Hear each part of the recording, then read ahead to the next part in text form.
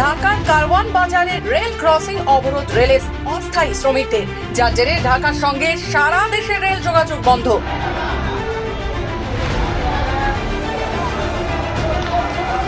মঙ্গলবার সকালে FDC rail crossing অবরোধ করে স্লোগান দিতে থাকেন অস্থায়ী শ্রমিকেরা। 4 মাস 5 মাস আমরা আন্দোলন করে বেতন নিতেছি, ঠিক আছে।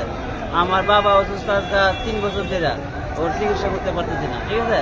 আমরা টাকা বেতন দেয় না, আমরা দোকান বাকি, দোকানে অনেক বাকি পড়ে গেছে, দোকানের বিল পরিশোধ করতে পারি না, এই জন্য আমরা বাকি টাকা দেয় না। মাস রানিং এই কাজে আমরা বেতন পাচ্ছি না। আমরা অনেক রেল ভ্রমণে গেছি, কমলাপুরে গেছি, আমাদের রেল অফিসে, হ্যাঁ, ওইখানেও মানে ওনারা খালি আশ্বাস দিচ্ছে পাচ্ছা দিব।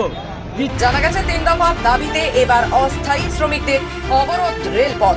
এর মধ্যে আছে 5 মাসের বকেয়া বেতন পরিশোধ, সব শ্রমিকদের বেতন পরিশোধ এবং দ্রব্যমূল্যের ঊর্ধ্বগতিতে শ্রমিকদের মজুরি বৃদ্ধির দাবি করেন তারা।